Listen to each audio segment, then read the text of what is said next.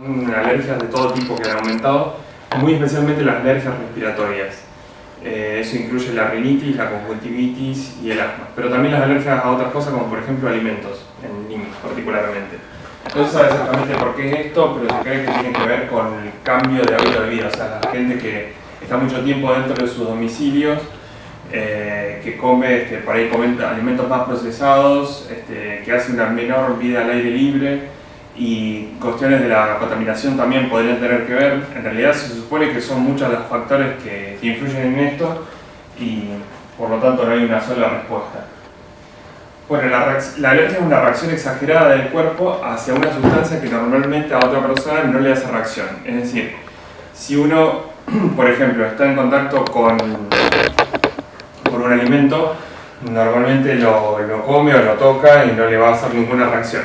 La persona que tiene alergia, por el contrario, cuando tiene contacto con esa sustancia, que podría ser un alimento en el caso de las cosas ingeridas, o por contacto también, o una cosa que está en el aire, como por ejemplo lo que se llama aeroalergeno, o sea, ácaros, hongos, polen, las cosas que dan alergia por vía respiratoria, hace una reacción exagerada, una reacción que es desmedida y que no ayuda al organismo, digamos. Se transforma una reacción de defensa que debería ser normal en una reacción que daña el propio cuerpo y por lo tanto es una reacción no deseable. La sustancia que produce la reacción se llama alergeno.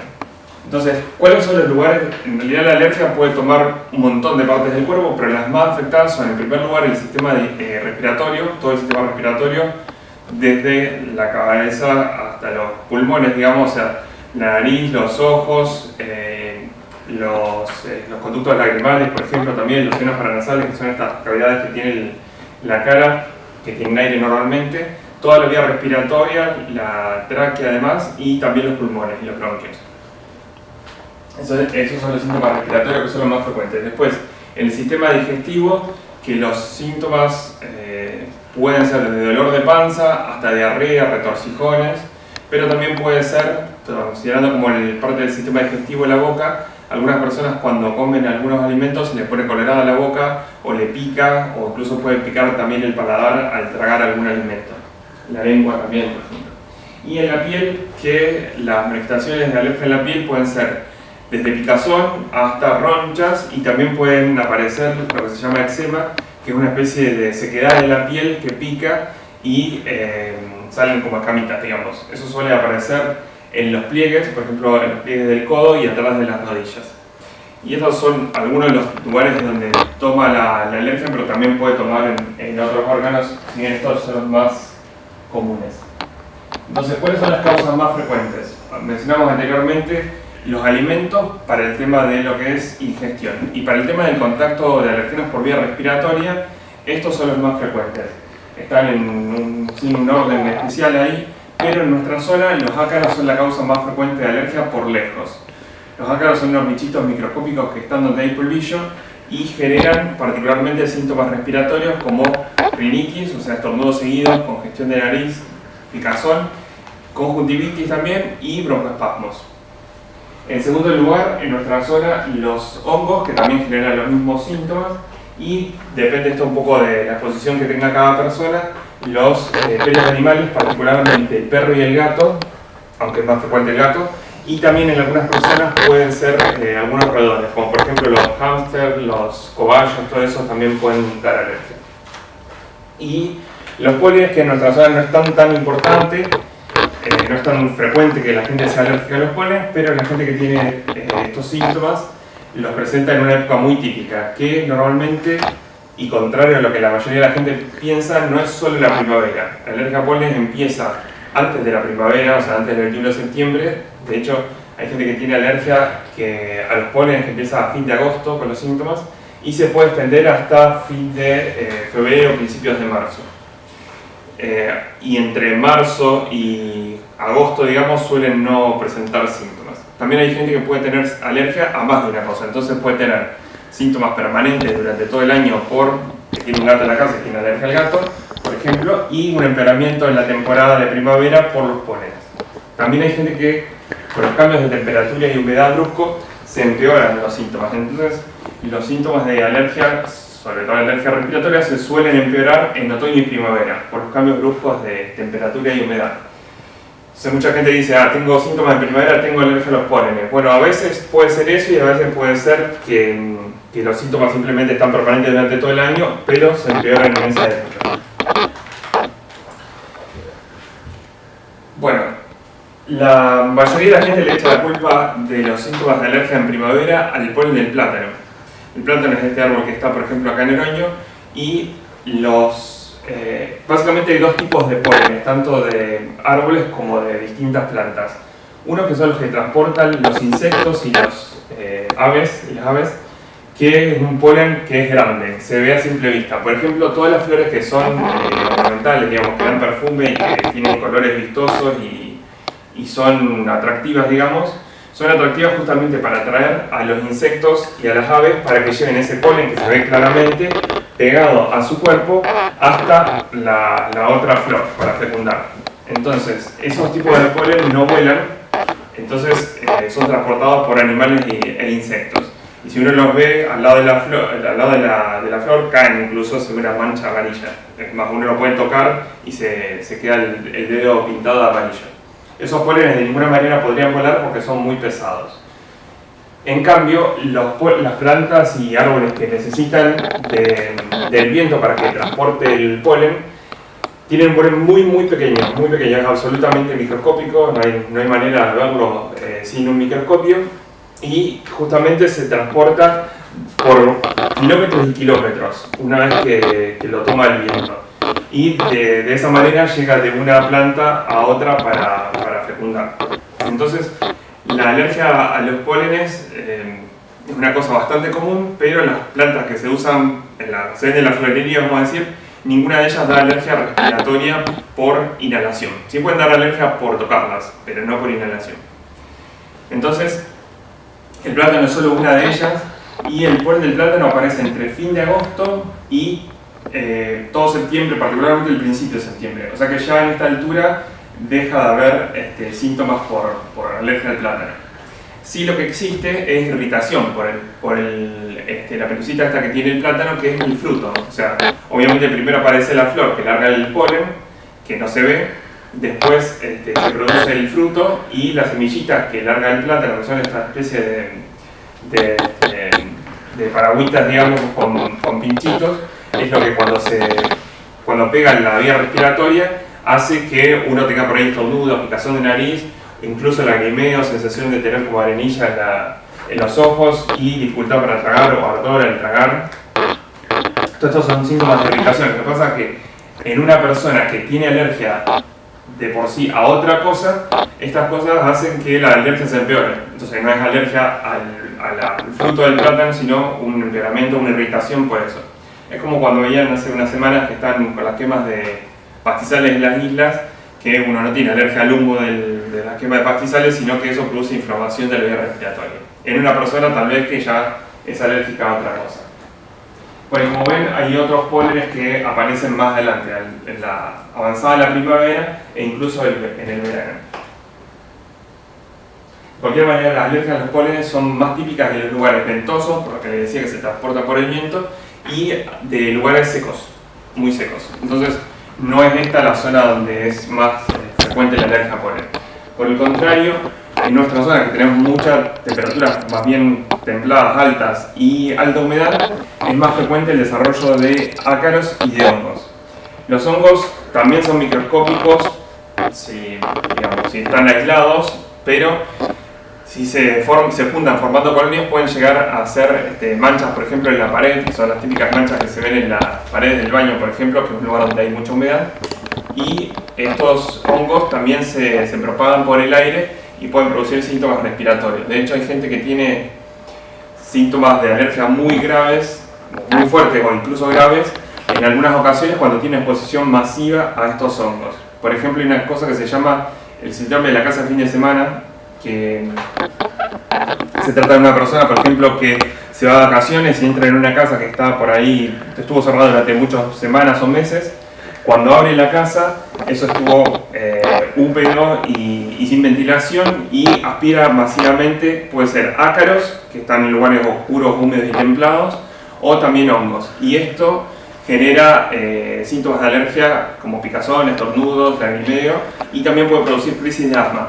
Por eso se llama el síndrome de la casa de fin de semana, porque es como respirarse todo lo que causa alergia junto. Uno de los hongos que causa eso es el que figura ahí, que se llama Alternaria, que está durante todo el año, pero aumenta su concentración marcadamente en enero y febrero. Cosa que es bastante típica porque, salvo algunos pólenes, en general las otras alergias durante esa época se mejoran bastante. Entonces, ante síntomas en esa fecha uno piensa en esa causa.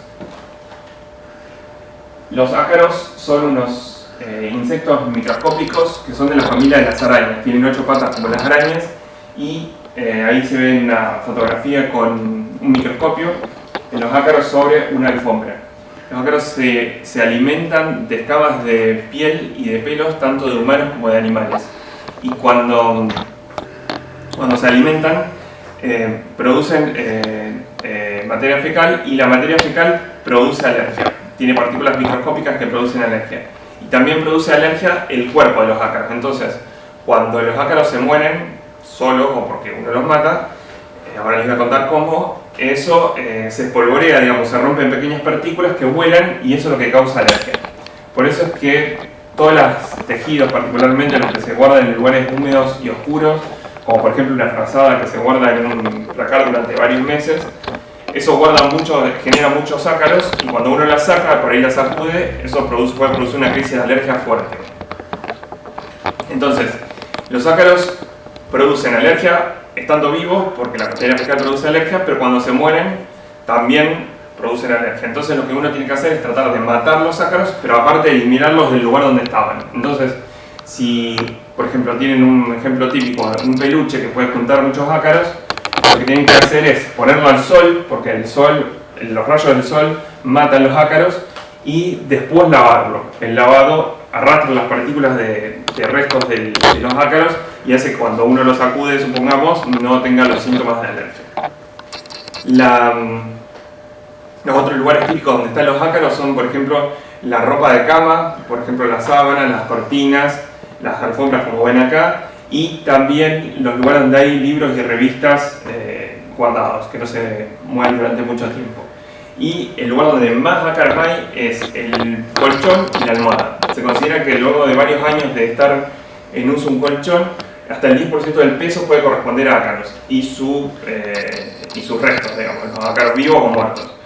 Entonces, una medida en las personas que tienen mucha alergia a los ácaros, que puede ayudar en parte para mejorar los síntomas, es cada tanto lavar el colchón, limpiarlo, ventilarlo y ponerlo al sol, y también eventualmente cambiarlo.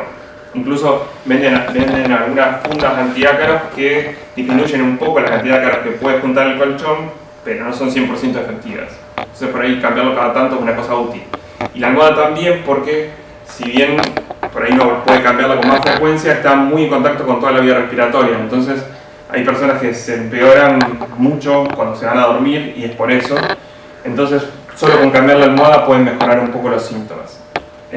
Por otro lado, el cuerpo produce normalmente corticoides, que es una sustancia que controla las alergias. Entonces cuando el cuerpo lo produce no siempre en la misma concentración, hay un pico mayor a la mañana, por eso la mayoría de las personas están más lúcidas, más activas a la mañana, alrededor de las 9 de la mañana, y una disminución de estos corticoides, que es normal en todas las personas, que alcanza su valor mínimo a la madrugada. Entonces, entre la mayor exposición en el dormitorio, particularmente la cama y la almohada, y la baja de corticoides, eso hace que, en todas las personas normal, hace que los síntomas durante la noche sean más graves. Por eso la mayoría de las personas que tienen rinitis empeoran un poco a la noche, y las personas que tienen asma suelen presentar crisis durante la noche, por el mismo motivo.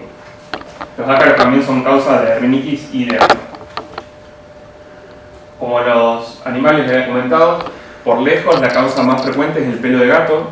La gente que tiene alergia al gato suele tener síntomas muy intensos y muy explosivos. Si lo tiene en la casa, bueno, obviamente los síntomas son permanentes, pero cuando no lo tiene en la casa, basta un contacto ocasional o a veces que ni la misma persona se da cuenta del contacto con el alergeno, no es contacto con el animal, para generar los síntomas. Por ejemplo, una paciente, una nenita que vivía en un edificio, y no tenía gato en su departamento, pero una persona que vivía en su mismo piso, pero en otro departamento, tenía un gato y el gato no salía al palier nunca, pero los vecinos llevaban el pelo de gato pegado en su ropa, o sea, partículas microscópicas, y cuando ella salía al palier se empeoraba. Tenía síntomas de picazón de los ojos, lagrimeo, estornudos. Estamos preguntando, llegué al diagnóstico de que, bueno, obviamente tenía alergia al gato por la exposición de restos que tenía el vecino, nada más. Entonces la persona suele entrar en un lugar, en una casa donde hay o hubo un gato y empieza con síntomas muy fuertes. Hasta a veces pueden aparecer los espasmos. Y el pelo de gato, en realidad no es el pelo, sino es una proteína que está en la saliva del gato. Cuando el gato se limpia el pelo, saben que los gatos son muy limpios, se deja esta proteína de la saliva pegada al pelo y esto vuela después en pequeñas partículas, en pequeñas cantidades, y puede permanecer en suspensión en el aire hasta un mes. Entonces uno puede entrar en un lugar donde hubo un gato un par de semanas antes y tener síntomas. Entonces no necesariamente es tan evidente la exposición al gato. Los perros dan alergia, pero no es tan frecuente. La alergia al perro se suele dar más por intermedio de los ácaros. Los ácaros, como se alimentan de escamas de pelo y de piel, cuando uno agarra un perro, sobre todo los que tienen pelo largo, y lo sacude, eso larga polvorea de los ácaros, digamos, y puede hacer que los síntomas se empeoren. Y bueno, había dicho los roedores que también pueden ser causas. Y uno suele confundir por ahí lo que es irritación con lo que es alergia. La irritación tiene que ver más con los cambios de temperatura bruscos, la contaminación. Por ejemplo, se sabe claramente que el aumento de partículas de los motores diésel en el aire aumenta y agrava los síntomas de alergia. Y es una de las explicaciones de por qué en los últimos años aumentaron los síntomas de alergia y de asma. Las humos de quemas, por ejemplo las quemas de pastizales, también producen inflamación, y en una persona, sea alérgica o no, producen más inflamación. Y después hay otras cosas muy importantes, como por ejemplo el humo del tabaco, que también empeora todos los síntomas de alergia, si bien no es causa de alergia. Y algunas personas tienen también una sensibilidad mayor, digamos, a lo que son irritantes, entonces a veces olores fuertes, como por ejemplo perfumes o desodorantes o insecticidas, pueden desencadenar los síntomas de alergia o síntomas de irritación de la vía respiratoria, aunque la persona tenga alergia a eso, porque simplemente la persona está más sensible. Bueno, esto ya me lo había comentado más o menos. Los síntomas de alergia nasal, lo más típico de todo es la picazón. La picazón puede ser de la nariz, puede ser de la punta de la nariz, puede ser del paladar, de los ojos, pueden ser de los oídos también, y también se producen estornudos que suelen ser varios seguidos, y en algunas personas se tapa la nariz y aparece un goteo de mucosidad bien acuosa.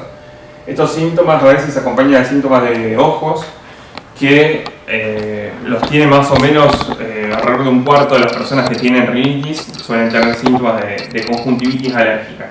Y a veces pueden haber síntomas de conjuntivitis alérgicas solo de ojos, o con pocos síntomas de rinitis. Aunque muchas personas comparten muchas de las manifestaciones de la alergia, es decir, alergia a la piel, en la nariz, en los ojos y en los bronquios, en un grado variable cada uno. Los síntomas de alergia en ojos a veces se pueden confundir con el ojo seco. El ojo seco arde y produce sensación de arenilla, más que dar picazón. Entonces, si hay picazón, se orienta más hacia síntomas de alergia, y si hay ardor o molestias, como si fuera arenilla, o sensación de tener como un cuerpo extraño en el ojo, eso hace pensar más en el ojo seco, aunque hay gente que puede tener las dos cosas. Bueno, las medidas de prevención son relativas. Por ahí tiene que ver mucho con que la persona sepa a qué tiene alergia en primer lugar, y en base a eso esperar en qué época puede esperar mayor cantidad de síntomas, y de esa manera saber cómo evitarlos. De cualquier manera, hay cosas que son generales, que es ventilar la habitación. Eso suele ser bastante efectivo, y si uno tiene una orientación de que tiene síntomas más con la humedad, pensando en ácaros o en hongos, tratar de reducir la humedad ambiente suele ayudar. Hay casos de estudios, digamos, en que midieron la cantidad de personas con asma que consultaban a las guardias y se vio que había un pico claramente mayor durante las tormentas eléctricas severas que sin momentos de tormenta. Esto tiene más que ver con el tema de los pólenes. Las tormentas eléctricas hacen que los granos de polen se rompan y produzcan más alergia. Bueno, en las mascotas evidentemente primero hay que ver al que uno sospecha que tiene alergia y tratar de evitar el contacto con esa mascota, aunque muchas veces no es posible. Y en cuanto a los ácaros, ya había comentado un poco las medidas de prevención. Y lo de evitar el humo, particularmente el humo de tabaco, es válido para todos y muy particularmente para niños. Hay que recordar que no hay que automedicarse. A veces la automedicación, si es por unos pocos días, ayuda un poco, ayuda a mejorar los síntomas, pero si uno lo perpetúa en el tiempo puede por ahí traer alguna complicación. Para hacer el diagnóstico de las alergias, el primer estudio que se hace habitualmente en las alergias respiratorias se llama prick test. Lo que se hace es poner unas gotitas en el antebrazo y se hace un pequeño pinchacito a través de la gota y se ve si después de 12 minutos a 15 minutos aparece una roncha en el lugar, y eso indica que la persona está sensibilizada, es decir, que tiene alergia a esa sustancia, y en base a eso se puede hacer el tratamiento o avanzar luego con análisis de alergia en sangre, por ejemplo, para chequear esas alergias. En cuanto al tratamiento, los tratamientos básicamente tienen que ver con disminuir la inflamación, y eso se logra con distintas medicaciones, como por ejemplo los corticoides, que hay dos maneras de darlos. Uno es lo que nosotros llamamos sistémicos, que es cuando se da por boca para tomar, inyectable en la cola o inyectable en la vena, que va a todo el cuerpo. Y en casos más graves o de alergias más importantes, es indicado, pero no debería usarse durante mucho tiempo. Por eso una persona que toma corticoides en pastillas durante varios días, semanas o meses puede empezar a tener problemas como aumentar la presión, aumentar el azúcar en sangre, aumentar de peso, entre otras cosas. Entonces eso no es recomendable. Por el contrario, los antialérgicos, y los corticoides hay otra manera de darlos, que es lo que se llama tópico, que es, por ejemplo, si hay una alergia en piel, darlo en crema, o si hay una alergia en ojo, darlo en gotas, en los ojos, o en aerosoles cuando hay asma, o en spray en la nariz en el caso de rinitis. Esas medicaciones en general son mucho más seguras porque hacen efecto en el lugar donde uno lo necesita y no pasa al resto del cuerpo, con lo cual el riesgo de efecto adverso se baja muchísimo. Y los antialérgicos tienen un efecto doble. Por un lado, lo que hacen es disminuir los síntomas de alergia cuando uno tiene los síntomas, y por otro lado también tienen un efecto que incluso para eso son más útiles, que es preventivo. Los antialérgicos son más útiles cuando uno ya sabe que va a tener la alergia porque va a ir a tal casa, va a ir a tal lugar donde hay un gato, va a estar expuesto al polvillo por tal cosa. Entonces, si uno los toma durante unos días, 2 o 3 días antes de la exposición, tiene un efecto preventivo muy fuerte y suele ser más útil que cuando se toman una vez que la alergia ya empezó. Y de la misma manera hay para usar en pastillas o inyectables también, y también vienen para usar en spray nasal, por ejemplo, y también en gotitas para los ojos. Y por último, la inmunoterapia, que es el tratamiento de vacunas, que lo que hace es, en una persona que tiene demostrado que tiene alergia a una cosa en particular, lo que hace el tratamiento de inmunoterapia, que hace más de 100 años que se usa, es bajar esas defensas anormales que tiene el cuerpo para que la persona tolere lo que le da alergia y no haga una reacción exagerada cada vez que se expone a eso. Una pregunta frecuente es si las personas que tienen alergia tienen bajas defensas, y en realidad es exactamente lo opuesto. Cuando uno tiene bajas defensas, tiene predisposición para hacer infecciones a repetición, muchas, en general graves.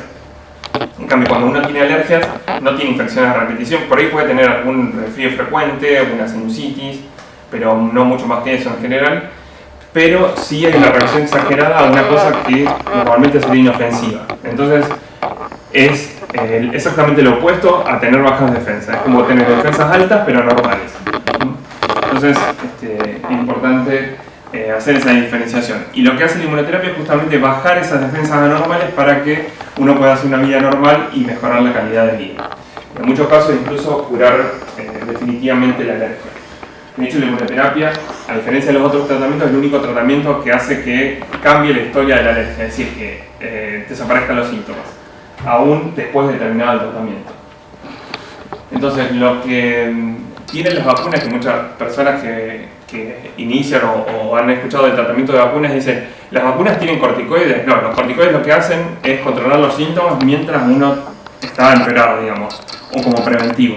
En cambio, lo que hacen las vacunas es dar al organismo la cosa que hace la reacción, para que la reacción sea cada vez menor y el cuerpo tolere esa sustancia sin presentar los síntomas de alergia. Por otro lado, si las vacunas tuvieran corticoides, uno tendría los efectos adversos de los corticoides, como aumentar de peso, aumentar la presión, aumentar el azúcar en sangre, un montón de cosas que obviamente con el tratamiento de vacunas no aparecen. Es importante que una persona que hace tratamientos con vacunas sepa exactamente a qué es alérgico y que haga el tratamiento dirigido a eso y no a cualquier cosa. Porque si uno tiene alergia, por ejemplo, a un ácaro, a un polen, al pelo de gato, al perro y a otra cosa, como una vacuna va a meter 5 o 6 cosas, normalmente pierde un poco de efectividad. Entonces, las vacunas son mucho más efectivas cuando hay una alergia bien reconocida y en general a pocas cosas. Y se pueden dar de dos maneras, una es con inyección y otra en gotas que se ponen debajo de la lengua.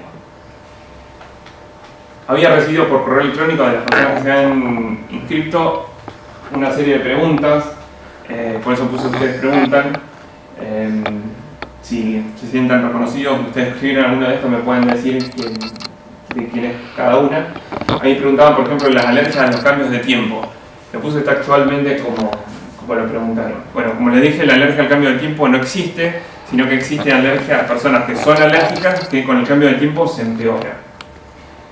¿Cuál es la manera adecuada de afrontar un tratamiento prolongado? Bueno, obviamente primero hay que saber que tiene que estar en manos expertas porque si no está bien hecho el tratamiento baja la efectividad enormemente y por otro lado hay que afrontarlo teniendo en cuenta que es un tratamiento a largo plazo y curativo o que por lo menos tiene que mejorar los síntomas enormemente. O sea, llegar a que la persona deje de usar la medicación o que use una cantidad mínima de medicación al cabo de finalizar el tratamiento. Lo de los análisis, ya lo mencioné más o menos, hay una sustancia que se llama IgE, que las personas que tienen predisposición genética para tener alergias aumentan sangre, pero ese análisis solo, la IgE alta sola, no indica que la persona tenga alergia, porque marca predisposición. Esa persona puede desarrollar síntomas de alergia o no, y eso depende de cada uno, y los síntomas de alergia pueden aparecer absolutamente a cualquier edad de la vida. Entonces, un análisis solo no indica mucho si no es que está acompañado de síntomas. Bueno, ahí otra persona pone soy celíaca y quería saber si mis síntomas de alergia en piel y de rinitis tienen que ver con la enfermedad o con los alergenos del ambiente. Ahí hay dos cosas. La enfermedad celíaca puede dar síntomas en piel en algunas ocasiones, particularmente picazón, pero la rinitis probablemente no tenga nada que ver con la enfermedad celíaca. La enfermedad celíaca obviamente da síntomas digestivos, que es la alergia a las proteínas del gluten, y no tanto con síntomas respiratorios. Bueno, alguien puso alimentos. Bueno, los alimentos, como dije, son una causa frecuente de alergia. Después decía prevención, cuidado de la piel atópica.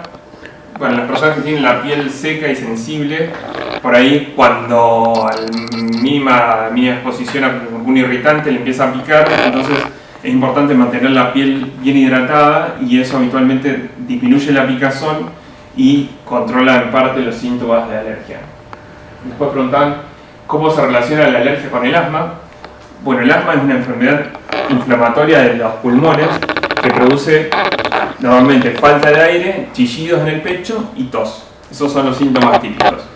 Y aproximadamente dos tercios de los pacientes que tienen asma tienen alergia también. Entonces, en realidad se está viendo desde hace unos años que no hay un asma, sino que hay como distintos asmas diferentes. Entonces, algunas de las personas que tienen asma tienen alergia, la mayoría en realidad, alrededor de 2 tercios, y otra parte no. De los que tienen alergia, la mayoría de esas personas, aparte de tener asma, tienen otros síntomas de alergia. Entonces suelen tener rinitis, conjuntivitis alérgicas, alergias en piel o alergias digestivas, entre otras cosas. Entonces, en general se trata de una persona alérgica, de las cuales el asma es una de las manifestaciones. Y otras personas no, pueden tener asma y no tener alergia. Bueno, después, por una niña de 20, una chica de 20 años con alergia de muchos años de evolución. Esto lo puse porque es una historia muy frecuente. La alergia, si bien les decía que puede empezar absolutamente a cualquier edad de la vida, lo más típico es que empiece alrededor de la infancia, al menos con algún síntoma, que por ahí puede irse y después volver más adelante en la vida de la adolescencia o en la vida adulta. Entonces los síntomas de alergia pueden tener cierta variación a lo largo de la vida. Y en cuanto a los tratamientos, no logramos que se mejore, obviamente eso depende del caso individual, por eso es tan importante la consulta y tratar el caso como lo que es una persona individual, ¿no?